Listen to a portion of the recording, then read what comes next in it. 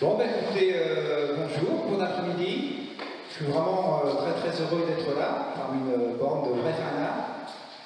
Je vais rapidement me présenter. Donc, je m'appelle Charles Cabot, je suis retraité de chez Safran Hélicoptère Energy, anciennement Turboméca. Voilà, j'ai fait 40 ans là-bas dans cette société, donc à la direction technique, ensuite au programme et à la stratégie. Voilà. Et donc, il y a quelques années, en 2013, on a créé une association des Amis du patrimoine historique de Turboméca pour justement essayer de sauvegarder et mettre en valeur le patrimoine historique de la société. Voilà, donc je ne vais pas vous raconter l'histoire de Turboméca, parce que raconter une histoire d'une société aussi riche en 40 minutes, c'est impossible, tout simplement. Alors, si ça vous intéresse, sachez que vous pouvez trouver en 4 épisodes l'histoire de la société sur le site de notre association. Voilà. Donc là, j'ai amené quelques flyers, comme on dit, que vous pouvez récupérer toutes les indications sur où trouver donc toutes les infos sur l'association. Alors, je me suis dit, qu'est-ce que je vais pouvoir leur raconter? Alors, je me suis dit, d'abord, quand même, ici, c'est des techniciens. Quand on bricole, on aime bien la technique. Et donc, ce que je vais vous raconter, c'est l'histoire des moteurs de Turboméca. On va se concentrer sur l'histoire des moteurs de la maison. Et dans la grande ligne, vous allez voir, c'est aussi l'histoire de la technologie de cette entreprise. Et c'est très intéressant. Alors, Turboméca, donc, c'est une société qui a été créée en 1938, juste avant le déclenchement de la Seconde Guerre mondiale, par deux personnes que vous avez là. Donc, à gauche, un ingénieur polonais qui s'appelle Józef Szydłowski, et à droite, un ingénieur français qui s'appelait André Platon. Alors, Szydłowski est né en Pologne en 1896. Après la Première Guerre mondiale, il s'est installé en Allemagne, comme à l'époque on appelait ça un ingénieur-inventeur. Entre nous, on n'a pas trop d'informations très claires sur sa formation. Enfin, en tout cas, il se présentait comme ingénieur-inventeur, il déposait des brevets qui étaient exploités par d'autres sociétés et puis touchaient les royalties. Bon, apparemment, ça ne marchait pas trop mal son affaire.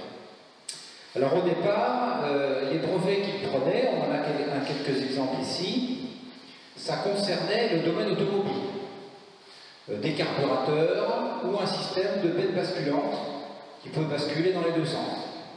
Et ces brevets étaient exploités, donc par exemple la Poste allemande utilisait des carburateurs Szydłowski sur ses véhicules. Voilà. Donc il vivait de ça. Et puis, à partir de 1922, il s'est mis à s'intéresser à l'aviation. Il s'est brutalement, à la suite d'un accident apparemment d'un avion polonais, il s'est lancé dans le domaine aéronautique et plus particulièrement dans la propulsion. Il s'est passionné pour la propulsion. Il y a un truc qui le motivait tout particulièrement, c'est le moteur diesel. Voilà. C'était quelqu'un qui se focalisait son attention sur le moteur diesel. Alors, il faut se rappeler qu'entre les deux guerres, il y a eu beaucoup de travaux faits sur le diesel aéronautique.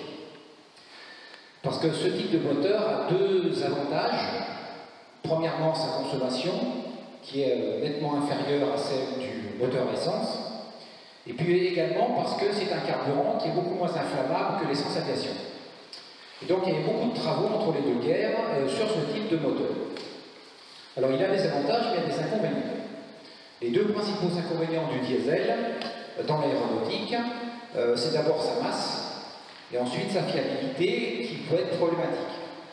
Alors, ces deux défauts proviennent du fait que l'explosion dans le cylindre est beaucoup plus énergique en diesel que pour un moteur à piston à essence.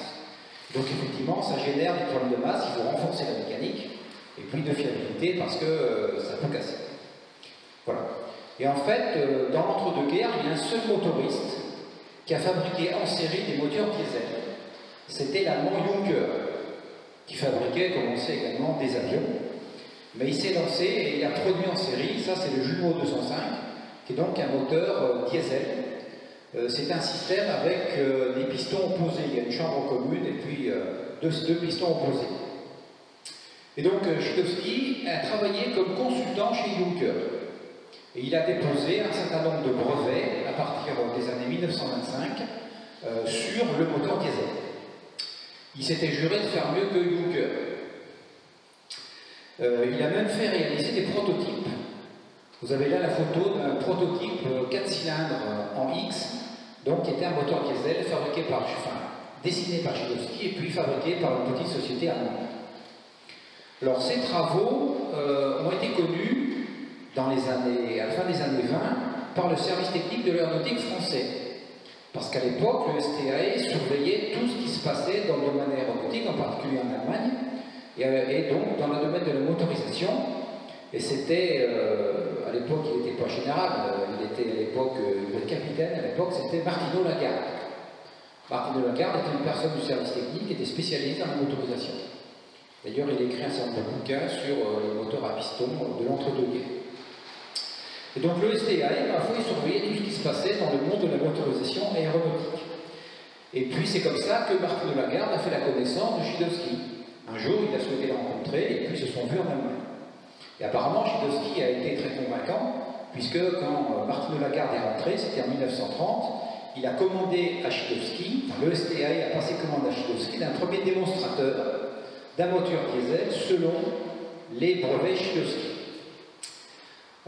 Pour construire ce moteur, un démonstrateur, c'était juste un piston. C'était un piston qui développait 50 chevaux pour démontrer la technologie proposée par Schiedowski. Alors Schiedowski, évidemment, il n'est pas d'atelier en France pour fabriquer ça, et c'est là que Martino Lagarde l'a orienté vers une société qui s'appelait la SAMAC, qui était une petite société, on dirait une start-up aujourd'hui, qui fabriquait des carburateurs pour l'automobile, et puis qui bricolait un petit peu à droite à gauche pour le service technique. Et il se trouve que le directeur de la SAMAC, c'était André Plagniol. Donc c'est comme ça que Schiedowski a rencontré André Plagniol. Donc un premier démonstrateur est réalisé en 1930, donc c'était un démonstrateur de moteur diesel à refroidissement à air, et puis ma foi, bon, ça a marché. En 1932, un deuxième démonstrateur a été commandé, cette fois un refroidissement à eau, et ma foi, ça a marché aussi. Donc petit à petit, les affaires de Schiedowski avançaient, et en 1932, il est venu s'installer en France. Et l'année suivante, en 1933, le service technique, devant la réussite des deux démonstrateurs, a commandé cette fois un vrai moteur diesel de forte puissance, selon les brevets Schiedowski, un moteur de 500 chevaux, que vous avez là, qui s'appelait le SH18. Donc c'est un moteur en étoile. Alors le principe de Schiedowski, c'est que c'est un système dans lequel vous avez deux cylindres accolés l'un contre l'autre avec une seule chambre de combustion pour les deux. C'était ça son principe. Donc vous avez des doublets de pistons qui sont répartis en étoile. Voilà. Vous avez 9 fois 2 pistons côte à côte. C'est ça le principe de Schiedowski. Alors c'est le SH18. Alors, ce qui s'est passé, c'est que la SAMAC n'avait pas les moyens industriels de fabriquer un moteur aussi gros. Et donc c'est un motoriste français, Samson, à l'époque, qui a fabriqué des moteurs aéronautiques pendant très longtemps, puisqu'ils ont fabriqué même après la Deuxième Guerre mondiale, qui a été chargé par le service technique de matérialiser le diesel Schiedowski. Et donc, vous avez là la machine qui a été fabriquée par Samson. Alors là, sauf que là, ça ne s'est pas passé du tout comme dans les livres. C'est-à-dire qu'autant les démonstrateurs avaient bien fonctionné, autant le moteur-là a été un échec. Ça n'a pas du tout marché. Ils ont bataillé jusqu'en 1936 pour mettre au point le système, et puis ça n'a jamais fonctionné. Alors ça n'a jamais fonctionné parce qu'il y avait un vice fondamental dans le concept de Schiedowski, c'est comment est-ce qu'on refroidit les parois qui sont entre les deux cylindres. C'était très compliqué, ils n'en sont pas sortis, ils n'ont jamais arrivé. Et donc, ce qui fait que le moteur serrait, tout simplement parce que les pistons, les cylindres plutôt, se déformaient, et puis ça coincait le moteur. Donc, ça n'a pas marché du tout. Alors d'ailleurs, c'est intéressant ce fait-là, parce que souvent, on pense que quand on réussit quelque chose à petite taille, ça peut être vrai à grande taille. Alors, en général, c'est pas vrai. En général, c'est pas vrai. Il est très difficile d'extrapoler une petite à une grande taille réciproquement. Il y a un célèbre pour ça, je ne suis peut-être pas forcément très politiquement correct, mais il y a des exemples récents dans la motorisation de moteurs qu'on a voulu faire petits, puis ça a raté. Voilà, donc ça n'a pas marché. Son affaire n'a pas marché. Et puis en 1936, dans ma foi, force était de constater que les brevets Schiedowski, ça valait rien, un moteur diesel. Alors ça aurait pu être la fin de l'histoire, et puis Schiedowski il aurait pu faire autre chose. Sauf que Plagnol et Schiedowski, en parallèle sur le diesel, ils avaient travaillé sur le compresseur. Alors, dans un moteur diesel, surtout dans un moteur comme ça, où vous avez une chambre de combustion qui est commune à 2 cylindres, à 2 pistons, le balayage des cylindres, comme on dit, pour nettoyer la chambre des gaz brûlés, c'est vachement important. Et donc, pour ça, ils utilisaient des compresseurs qu'il fallait être très performants. Et puis Schiedowski et Plagnol, ils ont trouvé que les compresseurs de l'époque, ils n'étaient pas terribles. Ce qui était vrai. À l'époque, un compresseur comme ça avait des rendements de 50%. À peine. Donc ça veut dire que la consommation de chevaux pour entraîner le compresseur était très importante. Et donc ils se sont dit, voyons voir, est-ce qu'on peut faire mieux? Et c'est comme ça que Schiedowski et Plagnol se sont lancés à étudier les compresseurs tous les deux. Alors ils ont eu effectivement des petits marchés du service technique qui étaient intéressés, puisque vous savez le compresseur ça permet de maintenir la puissance avec l'altitude bien sûr. Et puis là, ma foi, contrairement au diesel, ils ont trouvé des choses. Et en 1936, Plagnol et Schiedowski vont déposer les brevets d'un nouveau type de compresseur, le compresseur à circulation variable. Donc vous avez un exemplaire ici. Voilà. Alors, ce compresseur à circulation variable a donc été testé initialement par Plagnol et puis Schiedowski à la SAMAC. Et devant les résultats intéressants, le service technique leur a dit écoutez maintenant, ça a l'air intéressant votre affaire, et on va vous financer un démonstrateur de compresseur pour être installé sur le moteur Hispano 12Y, qui rentrait en production à l'époque pour les chasseurs. Parce que le Murad 406, comme vous savez, est équipé d'un moteur comme ça. Et donc, le démonstrateur tourne au banc. Voilà. Donc ça, c'est la photo du banc d'essai de Tourbéca à l'époque. C'est un gros moteur, électrique qui entraîne donc le compresseur qu'on voit en haut à droite. Et alors, le truc était assez costaud parce que quand il fallait changer la vitesse, il fallait changer les poulies.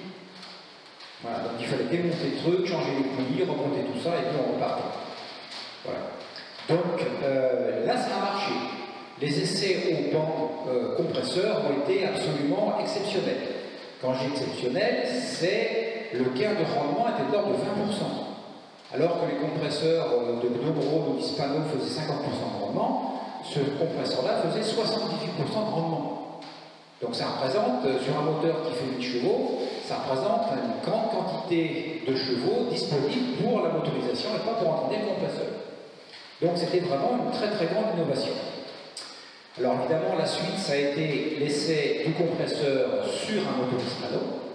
Donc ça, on le voit sur cette photo à droite, vous avez le compresseur à circulation variable qui est installé donc à l'arrière du moteur Hispano 12Y. Donc ça, c'est l'exemplaire de démonstration qui a tourné à l'époque à ce qui s'appelait le CEMH.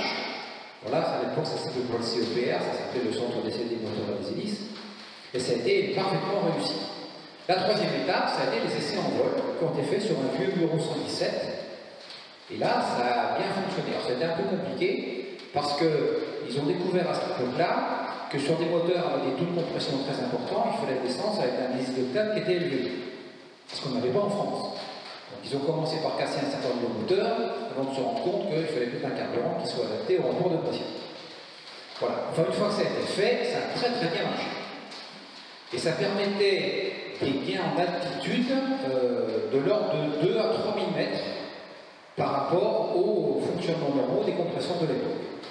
Et donc devant ces résultats absolument exceptionnels, on peut le dire, le service technique s'est dit, ben voilà, c'est le compresseur qu'il nous faut pour les avions de chasse, et en particulier pour le dévoitier de 520 qui volait à l'époque au stade du prototype.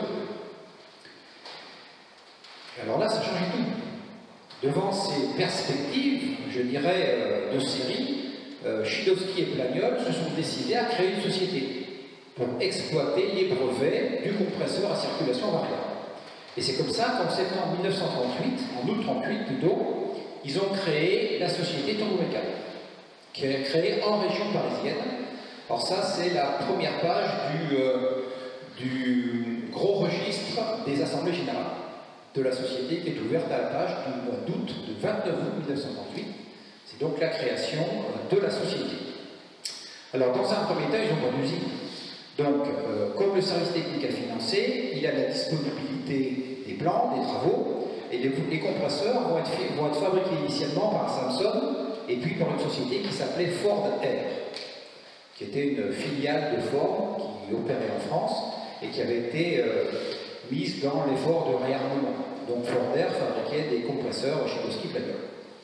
C'est comme ça qu'on a équipé à la fois la plupart des voitines 520 qui ont été donc équipées du moteur Hispano 12Y à compresseur Chidoski-Blagold.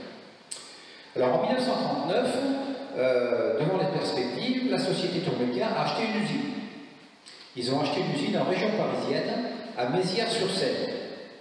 Voilà, ça c'est l'état d'usine quand ils l'ont acheté en 1939. Alors c'était un vieux truc, une vieille usine, qui était, c'était une société qui faisait, ça s'appelait la Société du créosotage universel. Ça vous dit rien, créosotage? Alors le créosotage, c'est un traitement qu'on fait sur les traverses de chemin de fer pour éviter, pour les protéger de la corrosion, si vous voulez. Voilà. Donc cette société avait cette activité, l'usine était disponible, et donc en 1939, en septembre 1939, la société Turboméca achète l'usine de Mézières-sur-Seine à la Société du créosotage universel pour fabriquer des compresseurs. Donc évidemment, il faut embaucher du monde, il faut acheter des machines, tout ça. Malheureusement, l'usine est achetée en septembre 1939, ça va très vite, en juin 1940, on sait ce qui s'est passé, ça a mal tourné l'histoire. Et donc, Mézières, finalement, n'a jamais fabriqué de compresseurs. Ils avaient des machines, ils étaient prêts à le faire, mais ils n'ont jamais sorti de compresseurs. Et à ce moment-là, on a dit à Turboméca, bah, écoutez, maintenant, les Allemands, ils sont quand même pas loin de Paris, il faudrait penser à déménager. C'est comme ça que Turboméca a quitté la région parisienne. L'usine de Mézières est restée telle qu'elle était, ils ont pris le temps de dégager les machines. Par contre, tout ce qui était chez Samsung, dans leurs ateliers là-bas, a été déménagé. Et c'est comme ça qu'en juin 1940, la société Turboméca s'est retrouvée dans un petit village au pied des Pyrénées, à Saint-Pé-de-Bigorre, à mi-chemin entre Lourdes et Pau. Entre Lourdes et Pau, c'est ça. Voilà, donc ils arrivent là, dans ce petit village, ils arrivent à 150 avec les familles. Ils avaient réquisitionné une usine, à Saint-Pé, il y avait une usine qui fabriquait des objets en buis pour les pèlerins de Lourdes. Des petits souvenirs, quoi. Et donc, l'usine a été réquisitionnée pour installer Turboméca. Ils y sont restés pendant quelques mois, parce qu'évidemment, avec la défaite de juin 1940, tous les marchés de guerre avaient été annulés en juillet. Et donc, ils sont repartis avec de nouveaux marchés pour équiper en compresseur ce qui était à l'époque, ce qui est devenu l'armée de l'air de Vichy, puisqu'ils avaient toujours des voitines 520, ils utilisaient des moteurs Hispano. Hispano, d'ailleurs, qui était à Tarbes. À l'époque, Hispano qui était à Tarbes. Et donc c'est comme ça qu'ils reprennent en 1941, fin 1940, début 1941, ils reprennent la fabrication des compresseurs à Saint-Pé, dans l'usine de Saint-Pé. Sauf qu'ils se rendent bien compte que très vite, l'usine est très petite. En plus, le gars qui l'a possédé ne voulait pas la vendre, il utilisait une partie de l'usine pour continuer à fabriquer ses objets en buis. Donc, ma foi, ils se sont mis à chercher un terrain plus important pour pouvoir étendre les activités. Et c'est comme ça qu'ils ont trouvé un terrain de 7,5 hectares à Bordes, donc à 15 km au sud de Pau, pour installer une nouvelle usine. Donc, ils ont acheté un domaine agricole dans lequel il y avait une maison et puis quelques dépendances. Et ils ont construit un premier atelier que vous avez à droite, là. C'est le grand bâtiment qui est ici. C'est le tout premier atelier de Turboméca, fabriqué, qui a été ouvert en 1942 et dans lequel ils ont repris la fabrication des compresseurs qui avaient été transférés de Saint-Pé. Et juste en dessous, il y a un bâtiment qui est ici, qui est en fait de bande d'essai. C'est-à-dire que là, il faisait tourner des moteurs hispano et des compresseurs pour pouvoir faire les essais en vrai vendeur. Voilà. Alors, entre-temps, il y a quand même un événement important qui était intervenu, c'est que André Pagnol avait quitté la société, pas quitté en tant que fondateur, mais il avait quitté physiquement la société puisqu'il était parti aux États-Unis. En 1941, Pagnol est parti aux États-Unis, et puis, ma foi, il s'est trouvé fort bien là-bas, et il y est resté.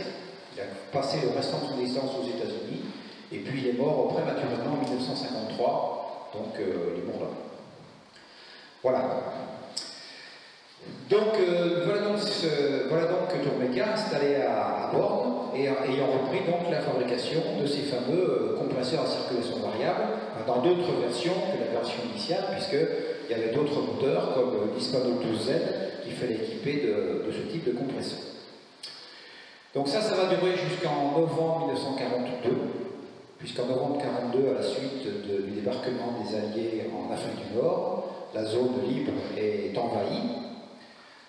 Or, Chydowski, qui est un juif polonais, a très vite compris qu'il fallait peut-être mieux dégager d'ici. Et c'est comme ça qu'en novembre 1942, il s'enfuit en Suisse. Voilà. Il est trans-suisse, il se dégage vers la Suisse. Et il va rester là-bas jusqu'à la libération de la région de Naï, donc à côté de Bordeaux, c'est-à-dire jusqu'en août 1944. Et en août 1944, quand il rentre, qu'est-ce qu'il trouve? Il trouve une société où il restait 40 personnes, ils étaient 300 personnes en 1942 quand il est parti, quand il revient ils sont 40, il n'y a plus de machines. Les machines-outils avaient été prises par les Allemands en grande partie et évacuées en Tchécoslovaquie pour être réutilisées dans les usines d'armement tchécoslovaques. Et puis voilà, qu'est-ce que faisait Tourmeca à ce moment-là? Il réparait des véhicules de la Wehrmacht. C'était devenu un garage pour des véhicules allemands. Et donc en septembre 1944, quand il arrive à Bordeaux, une fois, ça devient compliqué, mais il a un contrat. Parce que la guerre n'est pas du tout terminée, on est en septembre 1944, et donc le ministère lui a passé un nouveau contrat pour fabriquer 250 compresseurs à circulation variable, destinés à la dernière version de l'Hispano 12Y, enfin ce qu'on appelle le 12Z, qui devait entrer en production pour les armées. Et donc, Chydowski va batailler, et ils vont reprendre, début 1945, ils vont reprendre la production des compresseurs avec des machines-outils qui ont été fournies à ce moment-là par le ministère, et surtout, ils ont récupéré les machines-outils qu'il y avait à Mézières. Parce que Mézières avait travaillé pendant la guerre pour l'industrie allemande, l'usine avait été réquisitionnée par les Allemands, et les machines-outils avaient été cachées pour les protéger des bombardements dans le métro parisien. Et donc comme ça, ils ont pu récupérer des machines-outils qui ont permis de remettre en route la fabrication des compresseurs à Bordeaux. Mais Chydowski, il avait passé un certain nombre de mois en Suisse, et là il s'était rendu compte de quelque chose. Et quand il est rentré en septembre 1944, il avait une conviction définitive, je dirais, qui était de dire écoutez, moi, ce que j'ai vu en Suisse, j'ai vu beaucoup de choses, et j'ai compris que, mon sentiment, c'est que le moteur à piston, pour l'aéronautique, c'est fini. Et que maintenant, l'avenir, c'est la turbine à gaz. Donc, je veux me lancer dans la turbine à gaz. C'est assez gonflé quand même, on se rend compte, c'est un gars qui rentre, il n'a plus rien, l'usine elle est vide, il y a 40 pelés qui sont en train de réparer des voitures, et puis il dit, moi je vais faire la turbine à gaz. Bon, très bien. Alors, la chance de Chydowski, c'est que fin 1945, le ministère de l'Air propose aux industriels d'aller en Allemagne recruter des spécialistes allemands qui avaient travaillé dans la turbine à gaz. C'est le fameux chasse au cerveau qui a eu lieu donc à cette époque et qui a été pratiqué d'ailleurs par tout le monde. Alors ça tombait bien parce que Chydowski parlait parfaitement allemand, il avait travaillé quand même quelques années donc, chez Juncker, et donc il était tout à fait apte à convaincre ces spécialistes que, après tout, il y a peu de boulot en Allemagne, et écoutez, venez travailler pour nous. Et c'est comme ça qu'en décembre 1945 va se créer en Autriche, au bord du lac de Constance, un bureau d'études, turboméca, turbine à gaz, avec quelques centaines d'ingénieurs et de techniciens allemands de différentes sociétés, Focke-Wulf, mais surtout de chez Daimler-Benz. Et le patron de ce bureau d'études, d'ailleurs, c'était Friedrich Nallinger, qui était le directeur technique de Daimler-Benz. Alors, pendant la guerre, Daimler-Benz avait étudié des turboréacteurs. Et vous avez là la photo d'un turboréacteur qui a tourné en 1943, donc chez Daimler-Benz. Alors, le concept de Daimler-Benz, celui-ci, il a été très compliqué, c'est un truc contrat rotatif. Alors, pour rentrer dans le détail, dans une turbine à gaz, il y a des parties fixes, des parties tournantes, ça tournait tout ensemble. Contrat rotatif. C'était un truc très compliqué. Ça avait tourné, vous avez la photo de ce truc-là, ils n'ont pas réussi à mettre au point, et du coup ils ont abandonné le concept du contrat rotatif.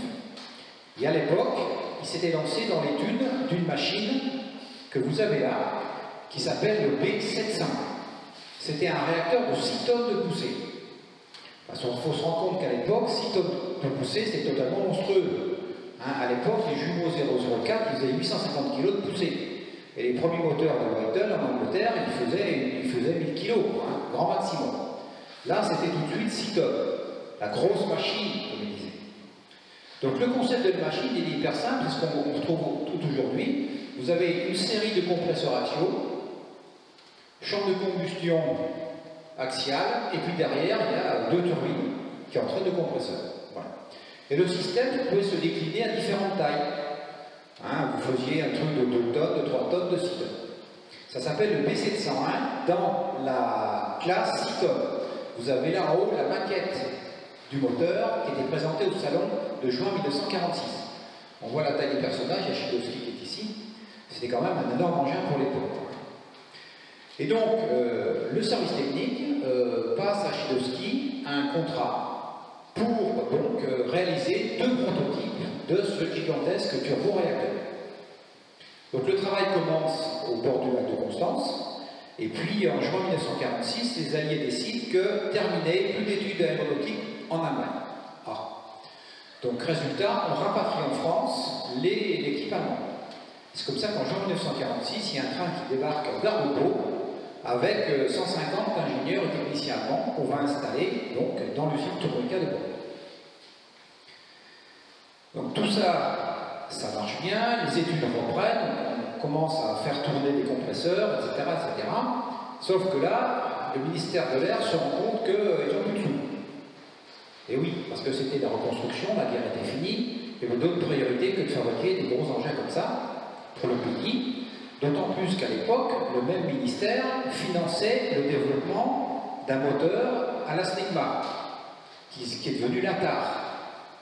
L'ATAR qui était développé par une équipe pareille d'ingénieurs allemands qui venait de chez BMW et pas de chez Daimler-Benz.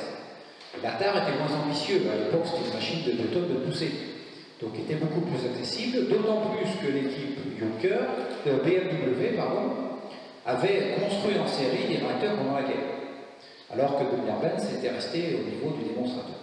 Donc résultat de tout ça, durant l'été 1947, le service technique dit, écoutez, c'est fini. On abandonne le B701, on met toutes nos billes sur l'ATAR de SNECMA.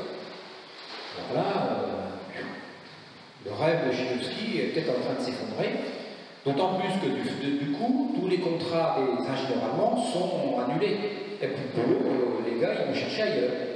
Et une grande partie des ingénieurs allemands, d'ailleurs, ont quitté la société à ce moment-là, et se sont répandus dans d'autres sociétés françaises, ou même à l'étranger.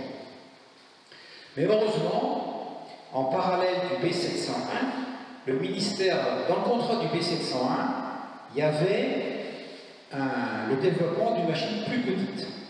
Parce que le démarreur du B701, tel qu'envisagé par les Allemands, c'était une petite turbine à gaz. Une petite turbine à gaz qui s'appelait le B781. Voilà, on ne voit pas très bien parce qu'il y a beaucoup de lumière. Mais le B781, c'est une petite turbine à l'époque qui devait faire 200 chevaux. Alors, c'est le B701 en plus petit. C'est effet d'échelle, on ne s'emmerde pas, on réduit tout. Des axiaux, chambre, et puis derrière, turbine. Voilà. C'est le B701 en plus petit. Et donc, on dit à Turbonica, écoutez, maintenant, on va vous demander à partir de ce moteur de 200 chevaux, de nous faire un APU. Donc faites-nous une petite turbine de 200 chevaux pour entraîner un alternateur. L'idée étant que cet APU pourra être utilisé sur un gros avion de transport qui avait été lancé par la SNKZ, l'Armagnac. Il faut savoir que l'Armagnac, ça a été le plus gros avion français jamais réalisé. 100% français. Donc c'était un énorme quadrimoteur qui était censé faire desservir des lignes transatlantiques. Bon, tout ça, encore une fois de l'histoire, tout ça c'est pas fait. Finalement, on a vu un vol quand même. Et puis ils ont décidé finalement de ne pas utiliser l'APU, mais d'utiliser des alternateurs directement montés sur les moteurs de propulsion principale. Bon. Enfin, en tout cas, toujours est-il que Toureka a lancé le développement de cet APU. Et c'était un ingénieur allemand qui s'appelait Georg Oberlander qui a été mis sur le coup. Et donc Georg Oberlander s'est dit, voyons voir, est-ce que je peux repartir de cette architecture? Et puis là, très vite, il a compris que non. Il a très vite compris qu'on ne pouvait pas partir du gros et le ramener au petit. Il a très vite compris que, compte tenu de la taille de la machine, de sa puissance très petite, il fallait que ça tourne très vite. Le B701, c'est un truc qui tournait à 5 à 6 000 tours minute. Hein? La petite turbine ramenée à 200 chevaux, ça devait tourner à 35 000 tours. C'est pas du tout la même chose. Et faire tourner un truc comme ça à 35 000 tours, c'est très compliqué parce que c'est très long. Donc il y a des problèmes de vibration d'armes, de paliers qui sont, je ne vais pas dire insolubles, mais quasiment. Et donc ils se sont très vite rendus compte que cette architecture, ça ne pouvait pas convenir pour une turbine à gaz de petite taille. Alors ils se sont dit, il faut trouver autre chose. Et c'est là que Oberlander et un ingénieur français qui s'appelait Jean Castan ont eu l'idée de repartir d'un turbocompresseur. Plutôt que de partir d'un réacteur, on va partir d'un turbocompresseur. Oui, c'est ça. Voilà. Et à l'époque, Toureka avait fait tourner un turbocompresseur pour le moteur Nomron 14R, qui était le moteur qui était prévu également pour l'Armagnac. Donc c'est un turbocompresseur de moteur à piston. Un truc qui peut faire à peu près 1 kg seconde pour alimenter un moteur à piston de 2500-3000 chevaux. Donc ça, c'est le turbocompresseur du moteur à piston. Donc classique, un compresseur centrifuge entraîné par une turbine elle-même entraînée par les gaz d'échappement du moteur à piston. Et ça tourne vite. Ça tourne à 20 ou 30 000 tours. Donc ça peut convenir. Le petit problème, c'est que pour faire une turbine, il faut intercaler entre le compresseur et la turbine, il faut intercaler une chambre de combustion. Voilà. Et c'est là que un génie, Monsieur Georg Hagedorn, Monsieur Hagedorn, donc un ingénieur de l'équipe allemande, a développé une idée qui avait été développée initialement pour le B701, ce qu'on appelle l'injection centrifuge. L'idée, c'est d'utiliser la force centrifuge de l'ensemble tournant pour pulvériser le carburant. Au départ, c'était prévu pour le gros B701 avec une roue qui tournait, qui injectait comme ça. Et là, Hagedorn s'est dit, on va faire ça. On va prendre une petite roue, parce que la grande roue, ça ne marchera pas à 30 000 tours. On va faire une petite roue toute petite, alimentée par l'axe central du moteur, et qui va pulvériser du carburant dans une chambre qu'on aura coudée. Idée géniale. C'est absolument génial comme idée. Pourquoi? Pour deux raisons. La première, c'est que la pulvérisation de ce truc-là est absolument exceptionnelle. Il faut voir que c'est injecté à 200 mètres secondes quand ça sort de l'injection. Donc les gouttelettes de carburant qui sortent de là explosent complètement, explosent à leur sortie contre les molécules d'air, et donc ça permet d'avoir une pulvérisation exceptionnelle.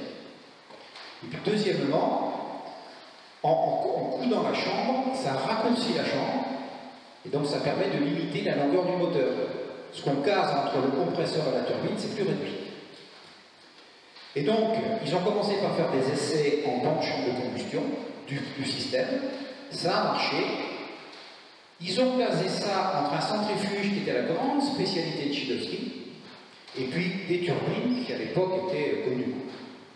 Et donc c'est comme ça qu'est né le concept que vous retrouvez sur tous les moteurs qui sont là, le concept de l'injection centrifuge avec un compresseur centrifuge pour alimenter le moteur.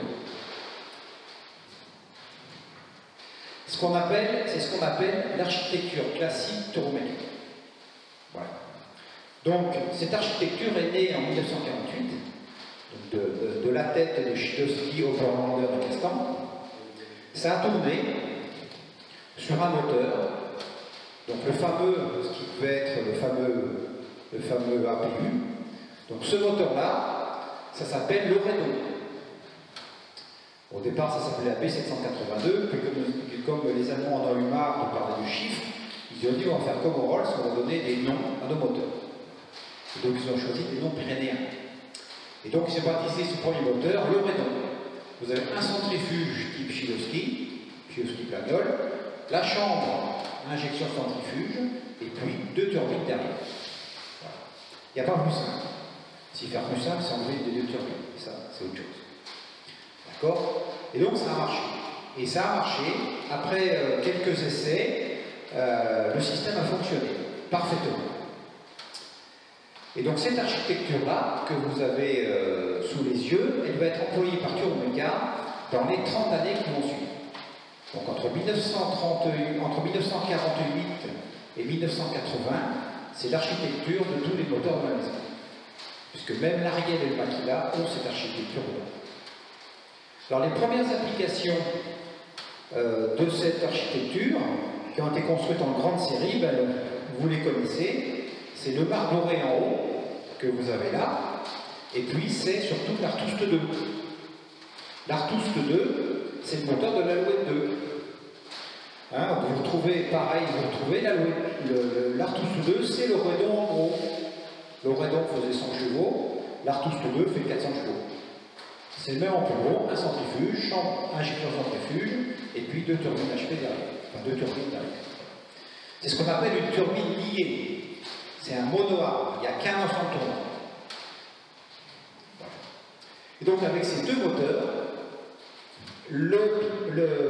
l'Artust 2 et puis le Marboré, c'est comme ça que Turboméca est devenu un vrai spécialiste de la turbine de petite puissance. Et puis même plus qu'un spécialiste, je dirais un industriel prospère.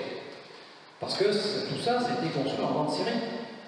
Le Marboré était construit en grande série, l'Artust 2 c'est le moteur de 2. En plus, le Marboré a été vendu sous licence, la licence du Marboré a été vendue aux Américains, à Continental, c'est devenu là-bas le J69, construit à 12 000 exemplaires là-bas. En France, on a fait 5500 exemplaires de Marboré. Et donc, à partir de là, la société a démarré son activité en tant que motoriste. Alors, la turbine que vous avez là, le monocore, la turbine liée, comme on l'appelle aussi, c'est une configuration qui a toujours été la configuration préférée de Schiedowski. Parce que Schiedowski, lui, c'était la simplicité qu'il cherchait. Et ça, c'est effectivement très simple. Pourtant, il y a des applications pour lesquelles ce type de configuration n'est pas forcément bien adapté, et il faut une configuration en deux ensembles tournants. Il faut séparer la partie qui va générer la puissance de la partie générateur de gaz. Voilà. C'est ce qu'on appelle un double corps ou une turbine libre. Et la première turbine libre, ça a été le turbo. Ça, c'est le turbo 1. Vous retrouvez un compresseur centrifuge, la chambre, une seule turbine HP qui est en train de compresseur, et puis séparé de là, vous avez derrière la deuxième turbine. Voilà, ça s'appelle une turbine libre ou une turbine double corps. Alors la configuration a tourné pour la première fois chez Turboméca en 1951 sur le turbo 1. Alors le turbo 1, il a eu qu'une seule application, c'est l'étoile filante. Donc l'étoile filante de Renault est équipée d'un turbo 1. En 1953, une innovation est introduite. Une innovation, je dirais, presque mondiale, ça ne s'était jamais fait à l'époque. C'est l'introduction d'un compresseur axial devant le compresseur centrifuge. Alors c'est une configuration que les gens ne pensaient pas possible. À des vitesses de rotation comme ça, on parle de 35 000 tours. Hein. Donc les gens ne pensaient pas qu'on pouvait à coupler un axial avec un centrifuge. Après plus d'1 an d'essai, il se trouve qu'à bord, ils ont réussi. Alors, c'est extrêmement intéressant parce que ça permet à la fois d'augmenter la puissance des moteurs et de réduire la consommation. Sur un Artust 2, le compresseur a un rapport de pression de 3,5. Sur un Artust 3, que vous avez là, qui est un Artust 2 avec un axial devant, vous avez 5,7 de rapport de pression. Donc non seulement vous montez le débit, mais surtout vous montez le rapport de pression. Et à chaque fois qu'on monte le rapport de pression, on baisse de manière significative la consommation carbone. Donc cette configuration axiale au centrifuge, vous la retrouvez ensuite sur les Turbo 3, axial centrifuge. Là c'est en version turbine libre, le Turbo 3, ou là sur le passe-temps que vous avez, qui est une turbine liée, avec un axial, un centrifuge et 3 turbines derrière. Parce qu'évidemment, comme le compresseur il est plus gros, il faut une turbine de plus pour entraîner tout ça. Voilà, c'est ce que vous avez là, par exemple, sur un Stasio 14. Le 14, vous avez 2 actions, un centrifuge, et puis vous avez 3 turbines pour entraîner tout ça. Voilà. Alors là, tous les moteurs dont on parle, cette première génération, le passe-temps, le turbo, l'Artust, tout ça, c'est des moteurs qui tournent à 35 000 tours. Il y a une exception, c'est le Marboré. Parce que le Marboré il est plus gros, donc c'est un réacteur qui fait plus de débit d'air, ça tourne à 22 000 tours. Voilà. Mais sinon, tout le reste des moteurs tourne à 35 000 tours. C'est la première génération, celle de l'Artust. Alors, à partir de 1958, Tourica va développer une deuxième génération de moteurs, c'est les Instasio. Alors ça, avant l'Astasio, ça c'est un passe-temps 7 qui a 2 axiaux et un centrifuge. Et ensuite, on passe à l'Astasio. Voilà, ça c'est un Astasio 2, c'est l'architecture d'un Astasio 2, d'un Astasio 3. Donc vous retrouvez un axial, un centrifuge, la roue d'injection, les 3 turbines HP. Ça veut dire quelle différence avec l'Artust 3, la vitesse de rotation. Voilà. Alors que l'Artust 3, je rappelle, tourne à 33 000 tours minute, un Astasio, ça tourne 10 000 tours plus vite. Ça tourne à 43 000 tours. Et donc ça permet de réduire la taille du moteur et puis de réduire la masse. Ensuite, sur cette architecture d'Astasio qui tournait à 43 000 tours, se sont greffées des améliorations de composants. Et tout d'abord, on a introduit les turbines à pales rapportées. Quand vous regardez le Marboré, quand vous regardez, je vais regarder si on les a bien, quand vous regardez les turbines qui sont là, c'est ce qu'on appelle des turbines monoblocs. C'est taillé. Donc la pale et le disque, c'est la même chose. Tout ça, c'est taillé à partir d'un disque. L'inconvénient de ce système, c'est que vous avez le même matériau pour le disque et les pales. Or, les contraintes des pales sont radicalement différentes des contraintes du disque. Le disque, la pale, elle est dans l'air chaud, dans le débit d'air chaud qui sort de la chambre de combustion. Donc, l'effort qui s'exerce sur la pale, c'est ce qu'on appelle le fluage. C'est une traction à chaud. Tandis que le disque, tout ce qu'on lui demande, c'est de remplir les pales. Donc, c'est des efforts purement mécaniques à des températures faibles. Rien à voir. Donc, si vous voulez optimiser la turbine, il faut se dire que ce n'est pas forcément les mêmes matériaux qui sont bons pour le fluage que ceux qui sont bons pour la mécanique. Voilà, c'est même des choses tout à fait différentes. D'où l'idée des turbines à pales rapportées.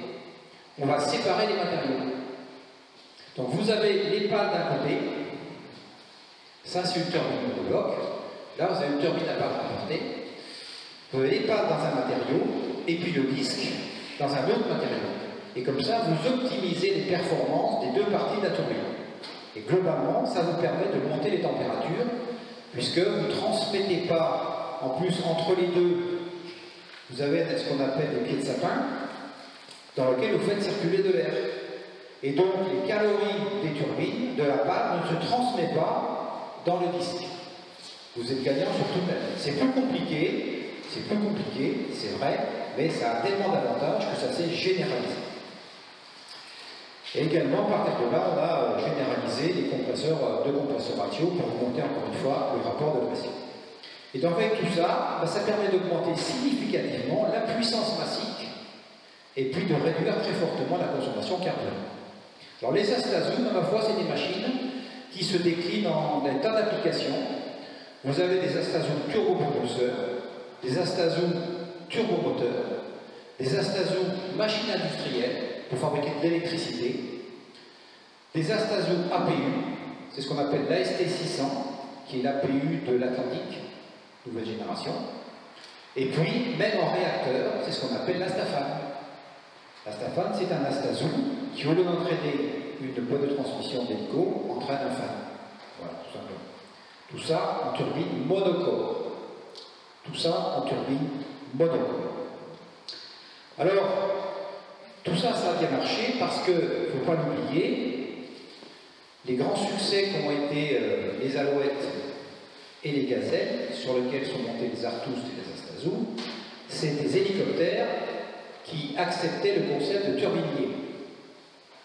D'accord? Donc là, les turbines sont montées derrière, et puis ça permet comme ça, directement, en plaçant le moteur derrière, d'entraîner la boîte de transmission principale. Mais ça va changer. Ça va changer parce que cette configuration-là va être abandonnée par tous les fabricants d'hélicoptères. Il faut dire qu'à l'époque, il n'y avait que les Français qui avaient choisi cette configuration. C'était pas idiot, c'était un grand succès. Bon, on ne peut pas regretter. Mais par contre, ça va être abandonné à partir des années 1980. Alors pourquoi? Pourquoi? Ça a été abandonné pour plusieurs raisons. Alors, la première, c'est qu'avec un moteur comme ça, si vous couplez le moteur directement à la boîte de transmission principale, quand vous démarrez le moteur avec son démarreur, vous entraînez toute la mécanique de l'hélicoptère. C'est pas possible. Ça veut dire que vous ne pouvez pas accoupler directement la turbine à la mécanique. Sinon, quand le démarreur, il faut qu'il entraîne tout. Donc, c'est pas possible. Donc, il faut un embrayage entre les deux, que vous avez là. Le truc qui est devant, là, c'est l'embrayage de l'hélicoptère. De manière à découpler la turbine de la mécanique pendant le démarrage. Et ensuite, vous rembrayez le truc, et ça permet d'accélérer le moteur. Voilà. Sauf que les embrayages, d'abord, c'est du bois, et puis ensuite, c'est pas toujours très fiable. Voilà. Surtout à des niveaux de puissance aussi élevés. Alors, ça, c'est le premier inconvénient. Ensuite, il y a un deuxième inconvénient qui est, je dirais, comment dire, purement technique. Je vous explique. Voilà, ça c'est le montage d'un Astazoo 2 sur une Alouette 2. On retrouve l'embrayage ici au milieu. Alors ça, c'est un Artus 3. Dans un moteur comme ça, ce qui fait le dimensionnement de la machine, c'est le point limite, c'est la turbine troisième étage. C'est cette turbine qui dimensionne le moteur. C'est-à-dire que les efforts, je vais vous montrer, c'est cette turbine. Les efforts dans cette turbine, la turbine est très grosse. Et donc ces efforts sont très importants. C'est le point de dimensionnement de la machine. Le fait de l'existence de cette turbine vous limite la vitesse de rotation du moteur. Parce que si ça tourne trop vite, les efforts dans les clés de balle vont être trop importants. C'est ça qui dimensionne le moteur. Si vous l'enlevez, si vous la séparez, turbine libre, vous pouvez redimensionner le générateur de gaz pour qu'il puisse tourner beaucoup plus vite et des performances bien meilleures. Et vous pourriez la consommation en moins. La simplicité de la turbine liée se paye en performance. Comme dans la vie, tout se paye d'une manière ou d'une autre. Donc là, voilà. Et donc, le fait d'éliminer la turbine liée et de mettre la turbine libre, ça élimine l'embrayage et ça améliore les performances de la machine. Au prix d'une complexité plus importante, effectivement, du moteur, puisque vous avez deux armes au lieu d'un seul. Et à partir des années 1980, il a fallu basculer complètement sur cette configuration. Et donc c'est comme ça que Tourenca a abandonné les turbines liées, parce qu'on lui a demandé de faire autre chose. Alors, ça, c'est apparu quand il fallait faire l'écureuil et le dauphin. Et donc, quand il a fallu faire l'écureuil et le dauphin, on nous demandait encore des performances supérieures. Donc, d'autant plus qu'à l'époque, ça c'est la turbine, voilà, quand on en est là, quand vous placez un moteur et sur l'écureuil, le moteur est également derrière le VTP. Alors ça allait bien avec une turbine liée, et qu'une turbine libre, c'est plus compliqué. Comment vous faites? Comment vous faites? Une première solution, c'est celle-là. Ça, c'est un moteur c'est le T53, ça. Donc ça, c'est ce qu'on appelle un arc traversant. Vous avez le générateur qui est en noir, la turbine qui est derrière, et on passe au travers du générateur pour aller entraîner le rotor de l'hélicoptère. C'est hyper simple. C'est hyper simple. Il y a un gros problème pour Tourméca, c'est qu'il se trouve que le carburant passe par là. Avec une chambre à injection centrifuge, ça ne marche pas. On ne peut pas faire un arc traversant avec une configuration injection centrifuge. Donc l'arc traversant supposait l'abandon de la configuration classique Tourméca. On est en 1970-1972, Tourméca n'a jamais expérimenté ce type d'architecture. Comment on fait pour l'écureuil? Et c'est là qu'on a fait l'Ariel. Puisqu'on ne pouvait passer au travers, on va passer dessous. Et voilà. Donc c'est pour ça que l'Ariel que vous avez en haut a cette configuration très particulière de moteur rectangulaire. Vous avez le générateur de gaz qui est en bleu, la turbine qui est en jaune, et comme vous ne pouvez pas ramener le mouvement par l'intérieur, vous faites le tour par le dessous. Voilà. C'est peut-être pas forcément aussi élégant que le moteur compétiteur, le Lycoming LTS-101, qui lui a un arc traversant, mais ça marche aussi. La preuve, celui-ci a battu à plat de couture celui-là. Donc finalement, l'architecture qui paraît un peu bizarre, c'est elle qui l'a gagné au moins sur cette application-là. Voilà. Il n'empêche que on ne peut pas faire tous les moteurs comme ça. L'Ariel a marché, tant mieux, tout le monde est content, on a bientôt fait 20 000 exemplaires, c'est une grande réussite, mais on ne pouvait pas rester très longtemps comme ça. Et donc c'est pour ça que Tourméca s'est lancé dans une nouvelle architecture, avec un premier moteur qui s'appelle le TM330, qui est apparu quelques années après l'Ariel. L'Ariel a tourné en 1974, le TM333 a tourné en 1981. Donc là, révolution complète, on change l'architecture du moteur et on passe au concept arc traversant en abandonnant la chambre à injection centrifuge. Voilà. Donc on retrouve en bleu un générateur de gaz, 2 actions à centrifuge. Vous remarquerez qu'entre-temps, les axios se sont beaucoup rapprochés du centrifuge. Hein, tout ça, c'est des travaux aérodynamiques. Ensuite, on met une chambre dite à retour, avec des injecteurs fixes. Et puis, vous trouvez derrière la turbine HP qui entraîne le compresseur, et puis un étage de turbine. Voilà. Donc ça, c'était la grande révolution des années 1980. Et ce qui est intéressant, c'est de se rendre compte que cette société qui, pendant 30 ans, avait bâti sa prospérité sur une architecture, a su, parce que c'est pas forcément facile, a su basculer sur une architecture radicalement différente. Radicalement différente, il faut vous dire aussi qu'à l'époque, ça tombait avec un changement de génération. 30 ans après 1945, les ingénieurs qui avaient conçu la première génération des Astazou étaient en passe de partir à la retraite. Et donc il y a toute une génération d'ingénieurs qui étaient arrivés dans les années 70. Donc ça a facilité la transition de la technologie. C'est eux qui ont construit donc cette architecture. Et il se trouve que ça a marché du premier coup. Ah, on a été bon. Voilà. Alors, en parallèle de ça, il y a un dernier moteur, architecture classique, qui a été fait 2 ans après l'Ariel, c'est le Makila.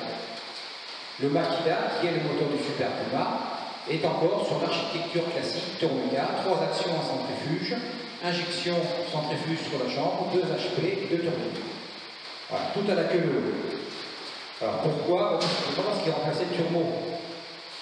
Et donc on ne s'est pas emmerdé, entre guillemets, on a repris l'architecture du turbo, en modernisant le truc avec des composants plus modernes.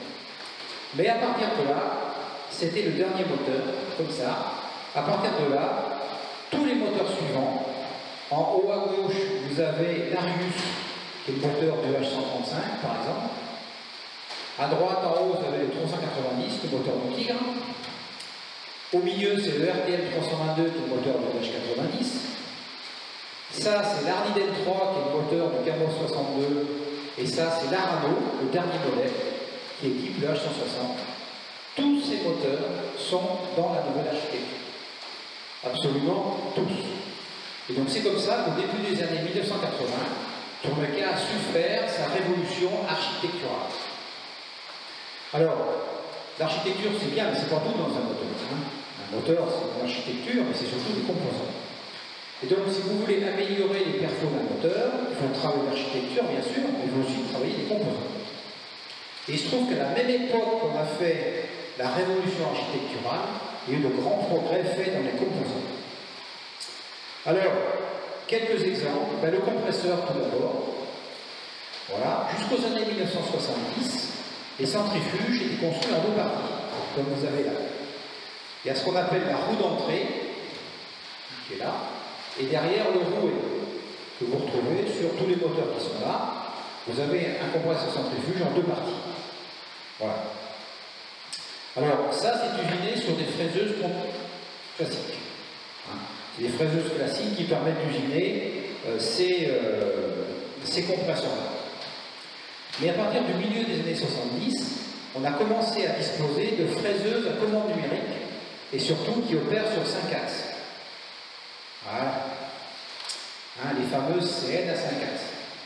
Et à partir de là, c'est la révolution. C'est la révolution parce que ces machines-outils vous permettent de faire des compresseurs avec des pales bien plus compliquées, bien plus complexes, et donc beaucoup plus performantes que ce qu'on avait avant. Hein? Vous voyez ces compresseurs-là, regardez ces pales, c'est des pales que vous ne faites pas en fraisage conventionnel. Il faut des machines ultra spéciales à 5 axes pour faire ce type de compresseur. Mais par contre, le gain en performance est spectaculaire. Un exemple, un Astazo, vous voyez, centrifuge de l'Astazo en deux parties, et il y a un rapport de pression de 3,5. 3,5 sur le centrifuge de l'Astazo. Un centrifuge comme ça, qui équipe par exemple l'Arius, on ne peut pas le citer, il y a un rapport de 8,5. On passe de 3,5 à 8,5 sur un seul étage. Aujourd'hui, on a fait jusqu'à 11 sur un seul étage. Pour vous dire le gain de performance avec des rendements équivalents. Le gain de performance apparu sur un moteur. Quand vous montez le rapport de pression de 3,5 à 8,5, il faut que la consommation elle prend un pétard. Donc c'est quand même, ça a été vraiment une révolution. Et cette technologie-là, on l'a appliquée également sur les compresseurs axiaux, naturellement. Alors ça, c'est un compresseur axial d'arrière de première génération, et ça, c'est le compresseur axial qu'on a aujourd'hui sur la dernière version de l'Ariane 2. Voilà, c'est des compresseurs de 3D qui sont permis donc maintenant par les nouveaux moyens d'usinage. Alors, dans le domaine des chambres de combustion, il y a eu beaucoup également d'évolutions. Donc la première, je vous l'ai dit, c'est l'architecture de la chambre. Hein. On a basculé d'une architecture à roue d'injection à une architecture à injecteur fixe. Hein. Ça, c'est une première chose. Hein, ce qu'on appelle une chambre à retour. Parce qu'évidemment, le flux repart dans l'autre sens. C'est pour ça qu'on appelle chambre à retour. Mais surtout, la grosse innovation des années 80, ça a été le perçage. Ça, c'est des chambres, c'est une chambre d'Astazo. Donc, il y a des perçages, c'est quoi? Là, vous avez des fentes, et puis des trous, avec ou sans rivet. Voilà. Percés avec un stage, à la fraiseuse, etc. Et à partir des années 1980, on a disposé de ce qu'on appelle les machines à faisceaux d'électrons. Les faisceaux d'électrons, on les utilisait au début pour faire de la soudure, pour souder des morceaux d'arbre entre eux. Et puis on s'est dit, on peut faire des trous.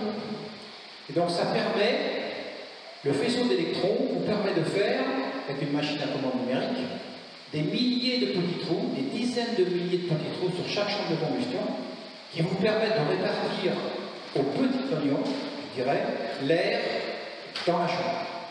Et également d'optimiser complètement le refroidissement de la chambre elle-même. Ça a été une révolution. Aujourd'hui, ces trous sont faits avec des lasers. On n'utilise plus le faisceau d'électrons, on utilise des lasers. Parce que les lasers ont l'avantage de fonctionner dans l'air.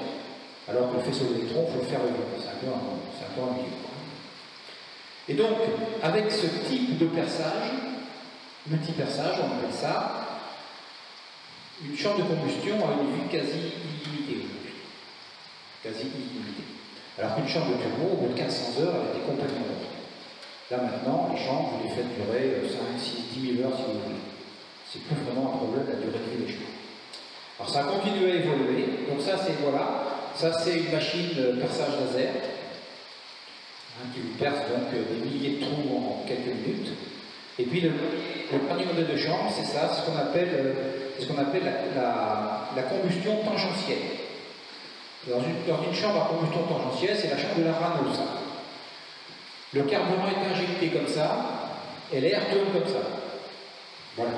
Donc ça permet de raccourcir la longueur de la chambre, c'est toujours ça le prix, et puis d'avoir une homogénéisation de l'ensemble qui est bien meilleure que ce qu'on appelle précédemment.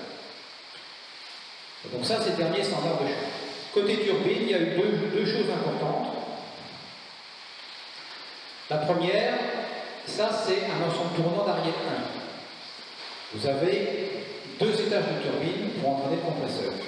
À partir des années 80, on a développé des turbines, ce qu'on appelle mono-étage, c'est-à-dire un seul étage de turbine, avec un nouveau profil de pale, fait le même boulot que 2 anciens.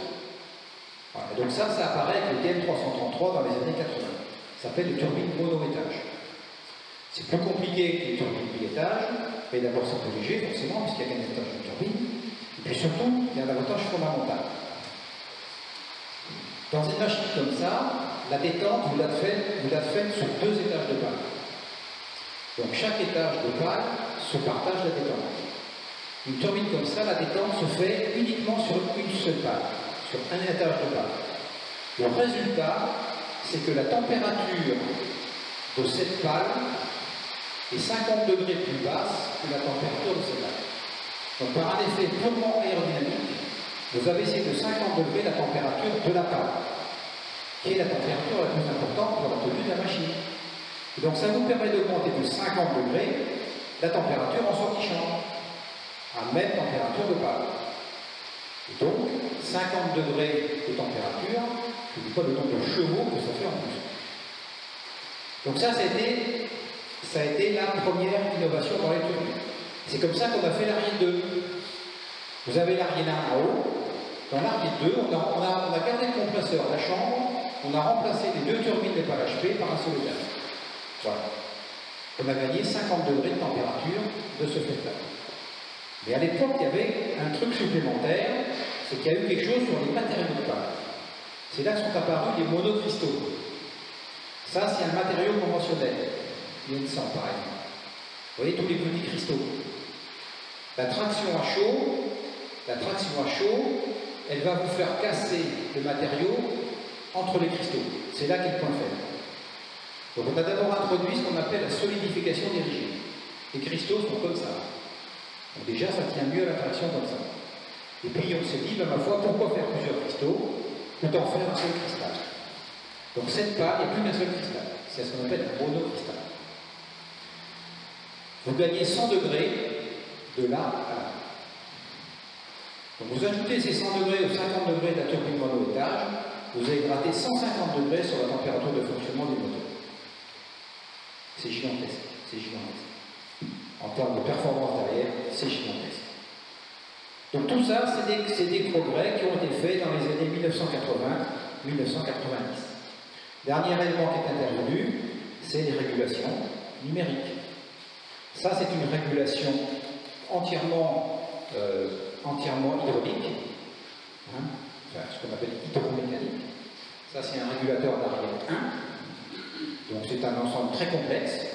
Il y a autant de pièces là-dedans que dans tout le reste du moteur. C'est très compliqué. Ça marche bien, hein, ça marche bien. Et à partir des années 90 sont arrivés les calculateurs numériques. Alors un calculateur numérique, c'est pas lui qui fait le boulot. Hein. Simplement, il faut quand même une pompe au carburant, il faut un doseur, etc. Et toute la partie pilotage de ça est maintenant faite par le calculateur. Avec un petit moteur électrique qui vient commander le doseur. Voilà. Donc ça, c'est très intéressant parce que ça vous permet de sophistiquer vos lois de pilotage.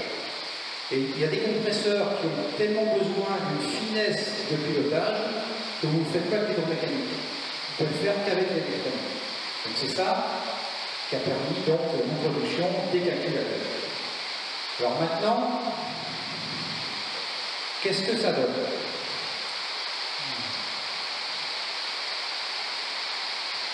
Alors ça, c'est l'évolution puissante de l'Ariel quand on empile toutes ces améliorations. Entre l'Ariel 1, certifié en 1977, et l'Ariel 2+, certifié en 2010, on a gratté 80% de puissance.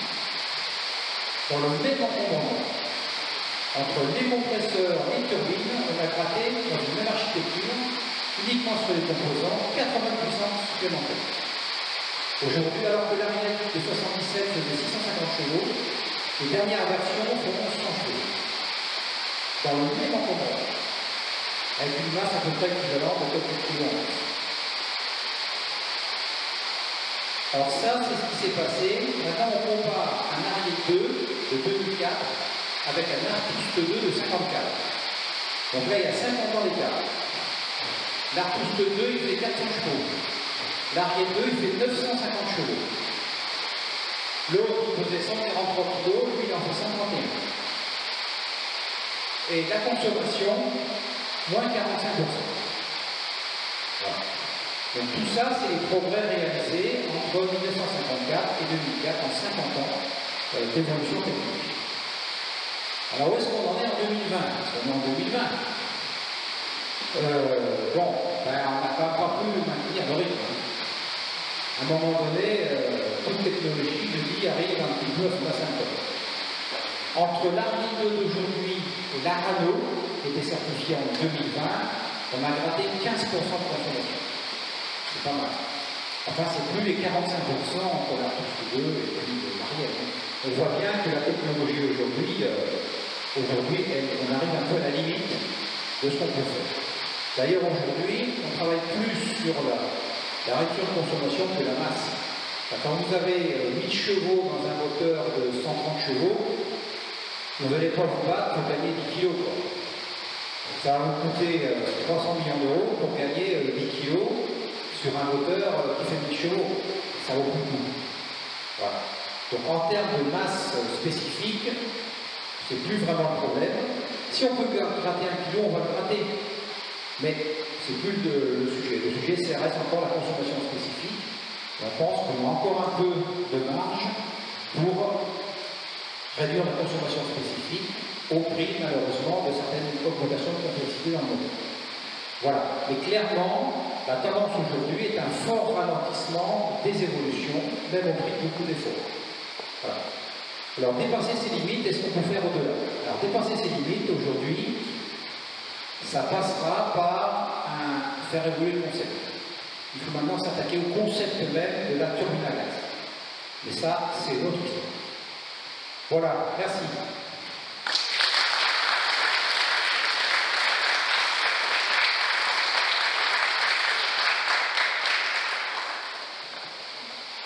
Question? Ouh là là, oui. Allez-y.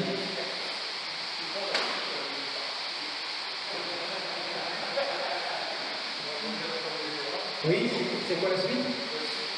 Ah! Donc on va aujourd'hui sur la turbine à gaz, c'est ça la question. J'ai fini d'exposer là.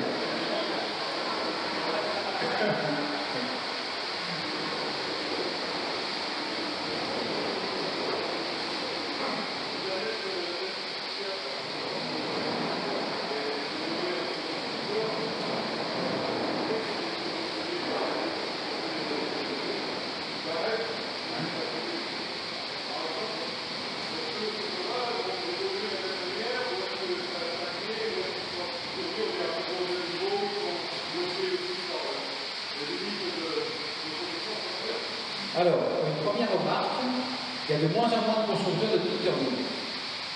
Ça, c'est un point fondamental. Hein, il y a 40 ans, il y avait une dizaine de sociétés qui fabriquaient des petites turbines. Aujourd'hui, il y en a 3. Donc ça veut dire quand même qu'il y a pas mal de monde qui a abandonné la course. Alors, ce qu'il faut également savoir, c'est que chaque constructeur a sa technologie et son architecture spécifique. Chacun, c'est un métier dans lequel c'est l'expérience qui compte. Donc c'est votre développement personnel, entre guillemets, qui fait que vous arrivez là. Et quand vous faites le bilan tout fait, quelles que sont les architectures, les composants, tout le monde est à peu près aujourd'hui au même niveau. Aujourd'hui, tout le monde est. Ceux qui ne sont pas au niveau, c'est ceux qui ont disparu. Oui. Donc ceux qui restent, ils ont des niveaux de performance équivalents. Et tout le monde est en train de voir qu'on arrive aux limites. On arrive aux limites. Alors ça peut être quoi la suite? C'est une bonne question. La suite, ça peut être par exemple l'échangeur. Parce que l'échangeur, c'est récupérer l'énergie de l'échappement. Parce que le rendement brut du turbine de gaz, c'est 30%. Donc c'est pas terrible. Si vous mettez un échangeur, vous récupérez l'énergie des gaz d'échappement, vous réchauffez l'air qui rentre dans la chaîne de combustion, vous pouvez gagner 20% de conso. Voilà. C'est pas négligeable, 20% de conso. Le problème, c'est qu'il faut faire un échangeur léger et surtout qui tienne. Le problème, il est là. Le problème de l'échangeur, c'est sa tenue mécanique. D'accord? Dans le domaine industriel, il y a des échangeurs qui marchent. On a d'expérience dans l'industriel. Deux problèmes, ça crique de partout. Alors, je ne dis pas sur un niveau. Et puis, deuxièmement, ça corrode très fortement. Les gros problèmes de matériel. Donc, il y a beaucoup de gens qui travaillent sur l'échangeur aujourd'hui, on ne peut pas se le cacher, c'est vrai. Mais disons qu'il y a un certain nombre de verrous technologiques qui ne sont pas du tout levés de la masse et puis la volume. Mais ça peut être une voie. Ça peut être une voie pour réduire à nouveau la consommation d'énergie. Après, franchement, il n'y a plus beaucoup de voies, il ne faut pas croire. Est-ce que sur les turbines d'hélicoptère, la dernière dont vous parliez là, est-ce qu'il y a des pièces en impression 3D mécanique de ces? Alors, le dernier moteur qui est certifié, c'est la Rano. Donc la Rano, c'est un moteur de 1300 chevaux, c'est un moteur qui équipe le H160 là. Aujourd'hui, il y a une pièce qui est en impression 3D, c'est l'injecteur de carbone. Alors, l'impression 3D, évidemment tout le monde y travaille.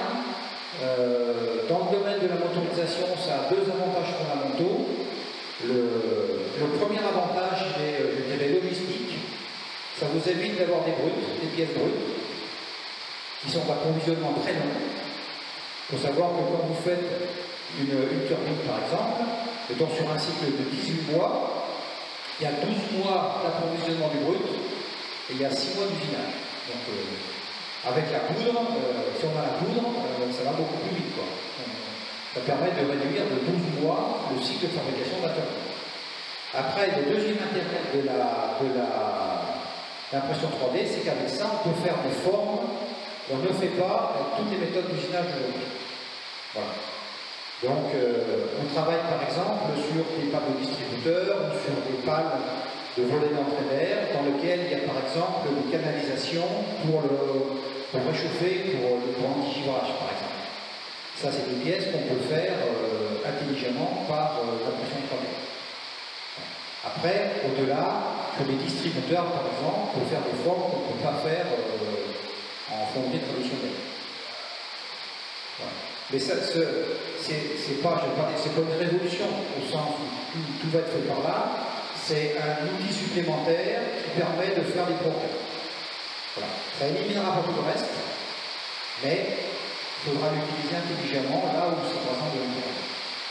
Mais c'est vrai que tout le monde travaille, Toronca il travaille aussi, ça prend le côté origine. Donc, on n'est pas pour vous dire exactement aujourd'hui. Après, c'est des démonstrations. C'est des démonstrations, il y a un moteur qui a tourné, 60% des pièces étaient comme ça. Et c'est purement démonstratif, ça n'a pas forcément de sens pour toutes les pièces du moteur. C'est un exercice technologique. Ça fait partie de votre recherche. Est-ce que l'évolution des turbines a amené en même temps une évolution générale des hélicoptères dans la manière dont elle a été positionnée, dans la manière dont tous les composants de l'hélicoptère sont associés de carrière. Aujourd'hui, l'hélicoptère, c'est un peu comme la turbine. Quand vous regardez l'architecture de l'hélicoptère, entre un Dauphin et un H160, il n'y a pas d'évolution fondamentale. Aujourd'hui, le moteur, vous voulez, le moteur est très petit aujourd'hui. C'est très facile d'intégrer un moteur dans un hélicoptère. L'hélicoptère ne se bâtit pas autour du moteur. Voilà. Donc, les progrès qu'on fait dans la motorisation n'apportent pas de modification fondamentale dans l'architecture de l'hélicoptère. Ça peut être l'architecture de l'hélicoptère qui va changer, qui pourra peut-être un jour demander des évolutions de motorisation. Mais non, le moteur, c'est un élément qui n'est pas fondamental pour l'architecture de l'hélicoptère. C'est l'hélicoptériste qui dit, voilà ce que je veux faire, maintenant adaptez-vous. Ce qu'on a fait quand il a fallu passer à l'arme traversant pour beaucoup de moteurs derrière. Compresseurs centrifuges, on a compris le choix vraiment avec le héritage de compresseurs. Une piston? On fait des documents dans le petit modèle, et y a-t-il un moyen de comprendre une espèce de corrélation qui est entre compresseurs centrifuges, petit modèle, grosse modèle, on va passer de tout axial. Alors, le compresseur axial, l'avantage fondamental du compresseur axial, c'est qu'il traite beaucoup plus de débit. Si vous voulez traiter des débits d'air très importants, il faut du compresseur axial. Parce qu'un centrifuge ne va pas vous absorber 700 kg. Le truc va être gigantesque, tourner très lentement et ça n'a plus aucun sens en termes aéronautiques. Leur job est différent. L'axial, c'est le débit, le centrifuge, c'est le rapport de pression. Alors, au cours de l'histoire de la petite turbine, au début, il y a eu compétition entre les deux types. Il y a des petites turbines qui n'avaient que des axiaux. Les T53, les T55, tout ça, il y a beaucoup d'axiaux. Tourniquet a toujours pillé sur le centrifuge. Maintenant, tout ça, ça s'homogénéise autour du centrifuge. Toutes les dernières générations de turbines de petite taille dans le monde sont des axialo-centrifuges. Voilà. Ça permet de faire du débit tout en faisant du rapport de pression. Par contre, sur les gros moteurs, là c'est l'axial parce que là il faut vraiment du débit. D'autant plus que les gros moteurs, c'est des turboréacteurs. Et un turboréacteur, c'est de l'air que vous éjectez. Donc plus vous en éjectez, mieux ça va. Un turbomoteur, c'est différent.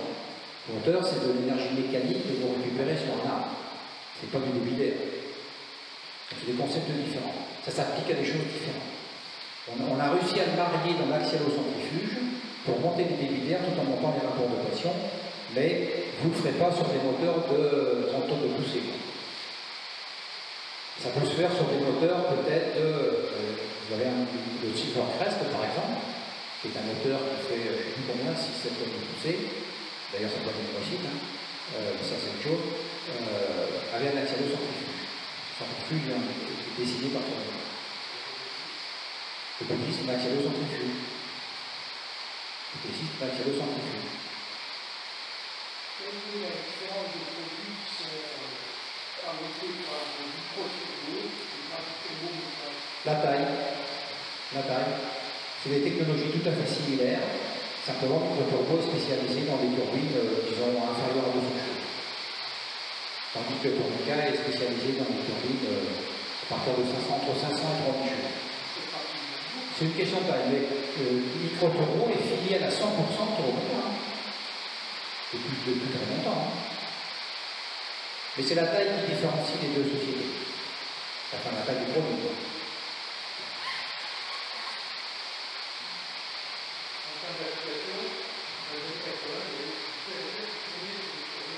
Tout à fait.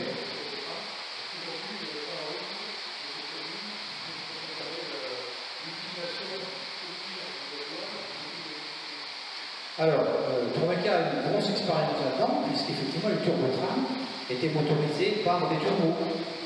C'est des turbos 3 qui motorisaient les turbotrains. Il y avait également des Astazo 4 dans les rames pour faire le conditionnement des rames. La chauffage, etc. C'était fait par des Astazo 4.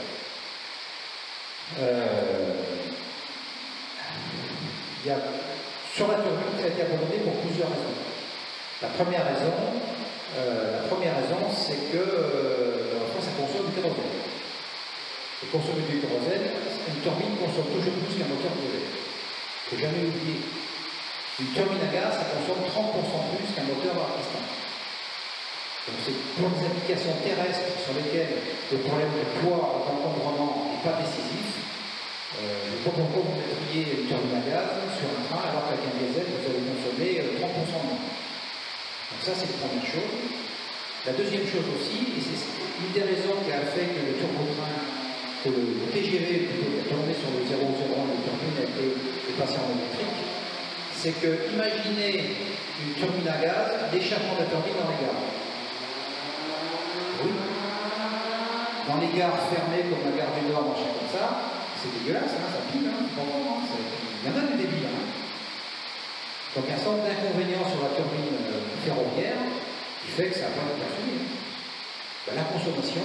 Alors, pourquoi est-ce que le SNCF, il faut revenir à l'origine du problème, pourquoi est-ce que le SNCF a mis des turbines sur les turbotrains? Pour une raison très simple. C'est qu'à l'époque, ça s'est passé dans les années 1970. Rappelez-vous, il y a longtemps, il y a 50 ans, la SNCF, à l'époque, sa philosophie, c'était le passager, je m'en tape. Il n'a qu'à prendre le train, il avance à la vitesse où mon train il avance. Le premier train à 200 km/h, rappelez-vous, c'était dans les années 60, c'était à Paris-Toulouse. C'est le premier train qui a fait 200 km, c'est une révolution. Ce n'était pas le problème pour la SNCF, la vitesse. Sauf qu'à partir des 70, Air Inter a commencé à se développer, et puis il y a Bertin qui s'est pointé avec son aérotrain.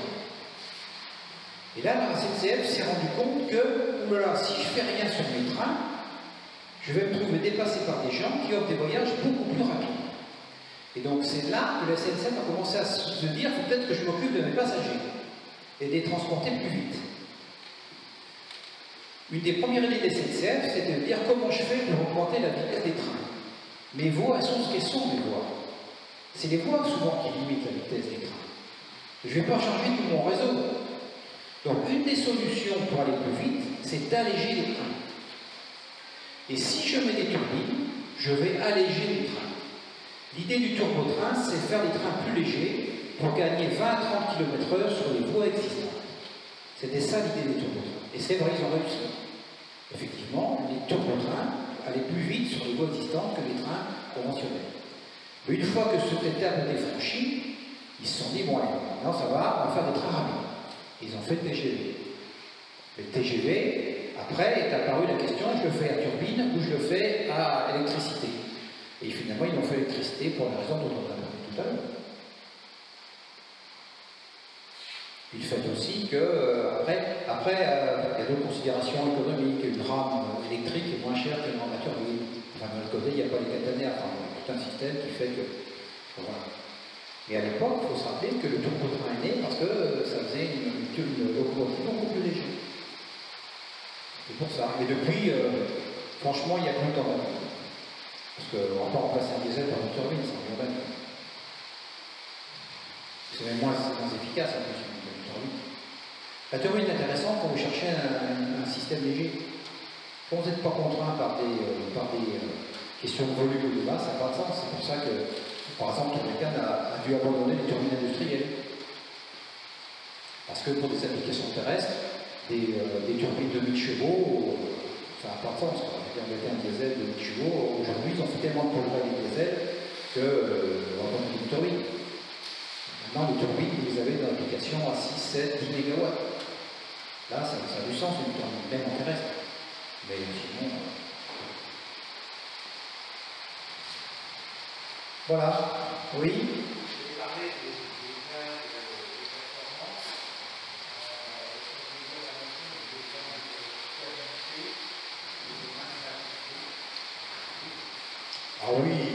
Les gains de fiabilité ont été spectaculaires. Spectaculaires. Un turbo, au départ, ça avait 150 heures de potentiel. Après, on est monté, on n'a jamais dépassé 750 heures. Un truc comme ça. L'Ariel, quand il a commencé, il était à 2000 heures. Les Ariel qui sortent aujourd'hui sont à 5000 heures de potentiel. Le standard actuel, c'est 5000 heures. Je veux dire qu'on a fait des progrès dans la vie. Et en termes de vie cyclique, c'est encore plus gigantesque. Oui, il y a eu de terribles progrès faits dans la fiabilité, bien sûr. Et du coup, vous savez, la maintenabilité, oui, il y a des progrès, mais moi je l'ai toujours dit, un moteur qui marche, c'est un moteur qu'on répare. Donc quand vous avez des moteurs qui vont tourner 5 à 6 000 heures, vous savez, un hélicoptère, ça vaut 300 heures par an. Donc avec 6 000 heures de TBO, 20 ans de vie d'hélicoptère. Donc, c'est devenu très très fiable. Très très très fiable. La fiabilité elle est à la fois sur le potentiel et sur les taux d'arrêt en vol. Les taux d'arrêt en vol, donc quand j'ai démarré, dans les années 70, vous aviez des taux d'arrêt en vol, c'était du 10 pour 100 000 heures. Là, on est à 1 pour 1 million d'heures. Non, il y a eu très très gros fait en fiabilité et en sécurité.